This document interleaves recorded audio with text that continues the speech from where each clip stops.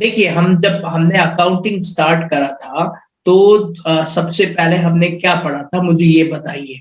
Accounting जब हमने start करा था, सबसे पहले हमने, अब आपको पूरा बेसिक अकाउंटिंग का चक्कर समझ में आ जाएगा। सबसे पहले हमने जर्नल एंट्री किया था, ठीक है? जर्नल एंट्री के बाद हमने उन्हीं ट्रांजैक्शंस को लेजर में पोस्ट कर दिया था, और लेजर में हमने बैलेंसिंग कर दिया था। बैलेंसिंग मतलब कि लेजर में कुछ बैलेंस, हर लेजर के बैलेंस बचे हुए थे। अब इसको हमें अगली प्रोसेस में ले जाना है।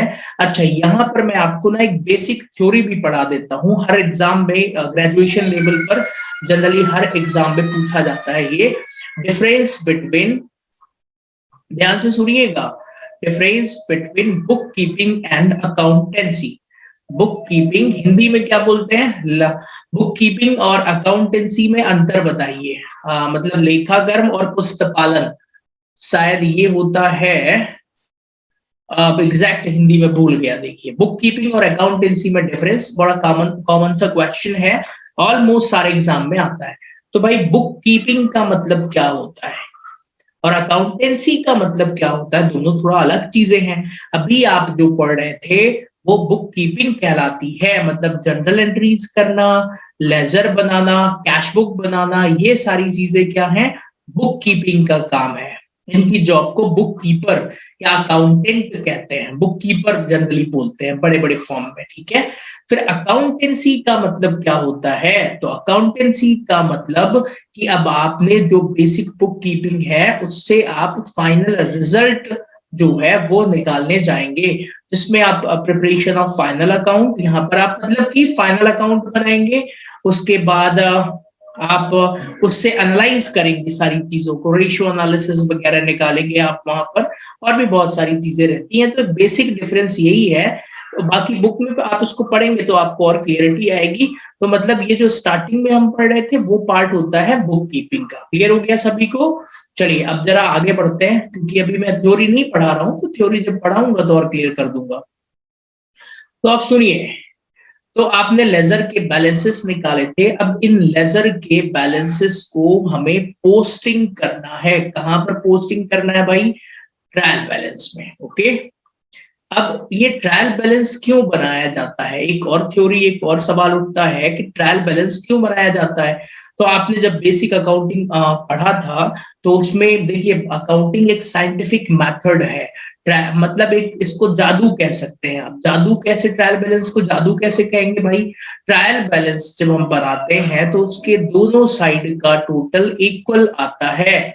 मतलब ये डेबिट साइड हो गया और ये क्रेडिट साइड हो गया, दोनों तरफ का टोटल हमेशा बराबर आता है। तो ये जादू हो गया। इसीलिए अकाउंटिंग को ना एक साइंटिफिक मेथड भी कहा जाता है। अगर हमने ट्रायल बैलेंस के दोनों तरफ का टोटल इक्वल आ गया, मतलब कि ये बिल्कुल सही है। ठीक है, 100% सही नहीं माना जाता। अभी एक थ्योरी और मिलेगी आपको कि ट्रायल बैलेंस का टैली हो जाना क्या 100% अकाउंटिंग एक्यूरेसी का प्रूफ है? The answer is no. कई सारी एरर्स होती है, गलतियां भी होंगी, तो वो एरर हम बाद में पढ़ेंगे। एक चैप्टर आता है रेक्टिफिकेशन ऑफ एरर्स का, ठीक है? खैर, अभी तो हमें बेसिक ट्रायल बैलेंस सीखना है। तो हम ये मान के चलेंगे, जनरली हम ये मान के चलेंगे कि भाई ट्रायल बैलेंस टैली हो गया है, तो दोनों तरफ की अकाउंटिंग, दोनों नॉर्मली हम सही मान के चलेंगे, टेक्निकल पॉइंट्स को छोड़ करके।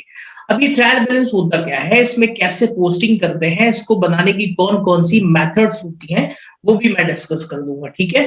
तो जब आप बुक्स में थ्योरी पढ़ेंगे तो उसमें लिखा रहता है ट्रायल बैलेंस बनाने की 4 मेथड होती है। कितनी मेथड होती है? 4 मेथड। देखिए, एग्जाम में थ्योरी भी आती है इसकी, ट्रायल बैलेंस की, कभी कभार, वैसे इसका क्वेश्चन आता है 100%। तो ये 4 मेथड कौन कौन सी होती हैं? सबसे पहली मेथड अगर हम ले लें, टोटल मेथड, ठीक है? Total method.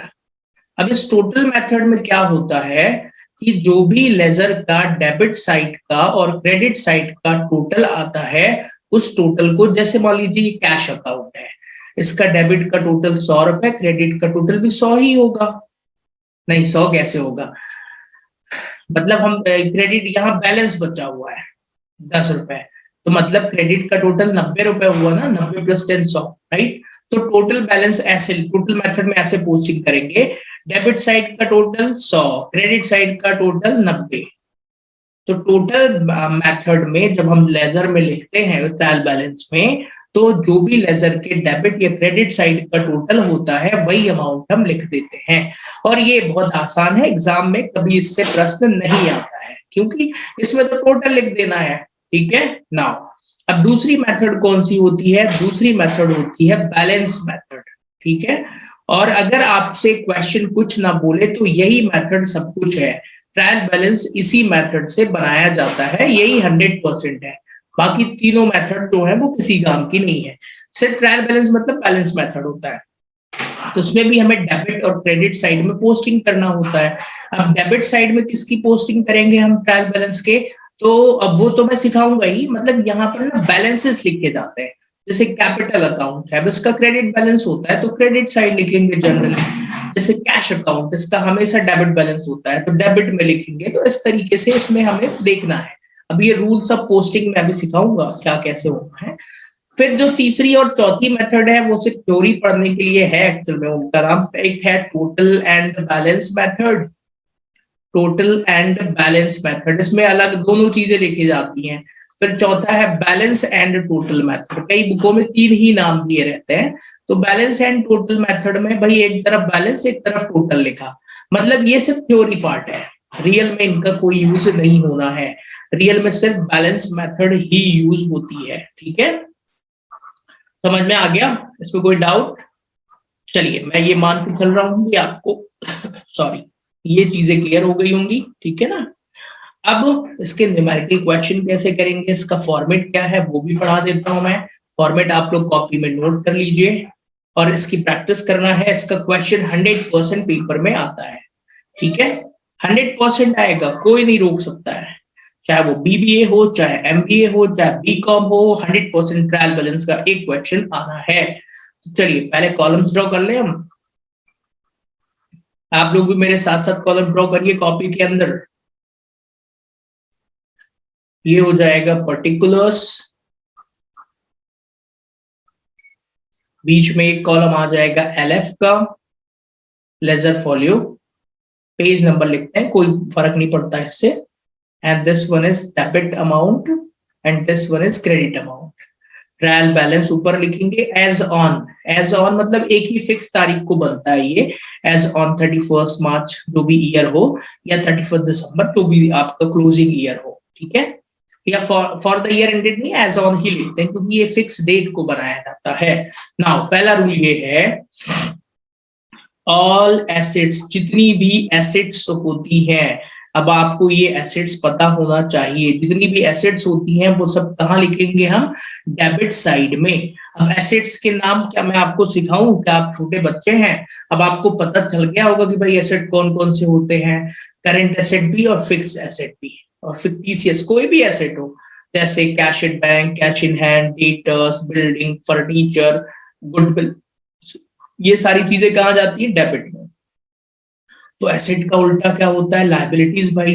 तो ऑल लायबिलिटीज कहाँ जाएंगे? क्रेडिट साइड में। एसेट का उल्टा नेचर में होता है तो यहाँ पर भी पोस्टिंग करेंगे। फिर ऑल एक्सपेंसेस एंड लॉसेस, जितने भी खर्चे होते हैं और इनकम होती हैं उनको भी हम डेबिट साइड में रिकॉर्ड करेंगे। क्लियर हो गया? तो expenses sorry expenses and losses का अपोजिट कौन होता है? अरे बताइए, इनकम है ना। तो जितनी भी इनकम होती है या फिर कोई रेवेन्यू होता है या फिर कोई गेन होता है वो भी हम कहाँ लिखेंगे? Credit side. तो इस तरीके से ट्रायल बैलेंस पे दोनों तरफ का टोटल इक्वली आ जाता है, बराबर आ जाता है। ठीक है, अब आप कहेंगे कि सर क्या इतना ही है? 90% खत्म हो चुका है, बस ये चारों आपको पहचानना आना चाहिए। एसेट कहाँ लिखते हैं भाई? डेबिट में। लायबिलिटीज क्रेडिट में। All expenses and losses debit में। इनकम, रेवेन्यू, गेन क्रेडिट में। अब आपको ना अकाउंट्स में इन चीजों की नेचर पहचानना खुद से आना चाहिए, वो मैं नहीं सिखा सकता एक दिन में। या तो आप रटिए या सीखिए, जैसे भी हो, but as a graduation student आपको ये चीजें आना चाहिए। अब एक चीज जरा ध्यान से सुनिएगा, इसमें एक एक्सेप्शनल केस आता है, वो पढ़ा देता हूं मैं। अब एक्सेप्शनल केस क्या है भाई? यहाँ पर दो चीजें हमेशा पेयर में आती हैं। पेयर मतलब की cost of goods sold, copy में लिख लीजिए COGS। Cost of good sold हमेशा तभी लिखते हैं जब क्वेश्चन में क्लोजिंग स्टॉक दिया हो। ये बात याद रखिए। एक दूसरे बात और बताता हूं, ये बहुत कम बुकों में मिलता है, मतलब एक पेयर बनता है ओपनिंग स्टॉक और परचेज का। ठीक है, अब आप कहेंगे सर क्या ये चारों चीजें एक साथ क्वेश्चन में आ सकती है? नहीं आ सकती, क्योंकि कॉस्ट ऑफ गुड सोल्ड का फॉर्मूला क्या होता है? Opening stock plus purchase minus closing stock. तो अगर क्वेश्चन में कॉस्ट ऑफ गुड सोल्ड दे दिया है तो फिर ये चीजें आपको नहीं देगा। क्लियर हो गया? तो आपको इन चीजों का ध्यान रखना है। इसको लिखिए, यही सबसे इंपॉर्टेंट कॉन्सेप्ट है इस चैप्टर का। कॉस्ट ऑफ गुड सोल्ड हम तभी लिखेंगे जब हमें क्वेश्चन में ही क्लोजिंग स्टॉक दे दिया है। अब एक सवाल, मान लीजिए आपको क्वेश्चन में ओपनिंग स्टॉक दे दिया है और आपको परचेज दे दिया है और उसी क्वेश्चन में क्लोजिंग स्टॉक लिखा है, तो हम क्या करेंगे? इन दोनों को लिख देंगे, इसको नहीं लिखेंगे क्योंकि इसका एक साथी नहीं है क्वेश्चन में। कौन सा? Cost of good sold. मतलब जब कॉस्ट ऑफ गुड सोल्ड आएगा ना, तभी हम क्लोजिंग स्टॉक लिखेंगे, या फिर क्लोजिंग स्टॉक कब लिखेंगे? जब कॉस्ट ऑफ गुड सोल्ड दिया हो। तो ये दोनों को एक साथ ही लिखते हैं। क्लियर हो गया? यही वाला क्वेश्चन आपके एग्जाम में आएगा। एक ऐसा क्वेश्चन है जो मध्य प्रदेश के लगभग सारे एग्जाम में आ चुका है। देखिए, मैं पिछले 10 सालों से ग्रेजुएशन पढ़ा रहा हूँ, बीकॉम, बीबीए, एमबीए, बीसीए में भी अकाउंटिंग होती है माखनलाल यूनिवर्सिटी में, कई जगह पे। एक ट्रायल बैलेंस का हमेशा एक ही इनका फेवरेट क्वेश्चन है, और वही आपको पहला क्वेश्चन मैं करवाऊंगा, ये है आपके सामने स्क्रीन पर। ठीक है, तो चलिए इस क्वेश्चन का, जिसके पास ये क्वेश्चन नहीं है भाई, आप स्क्रीनशॉट ले लीजिए। मैं रिकमेंड करता हूँ डॉक्टर एस.एम. शुक्ल की बुक, जो बीकॉम के लिए है, तो उसी से मैं क्वेश्चन कराता हूँ। जनरली बहुत अच्छी बुक है, तो आप उस बुक को परचेस कर लीजिए। और ये क्वेश्चन है, इसका आंसर मैं बिना देखे बता दूं, 3,20,000 रुपए आता है।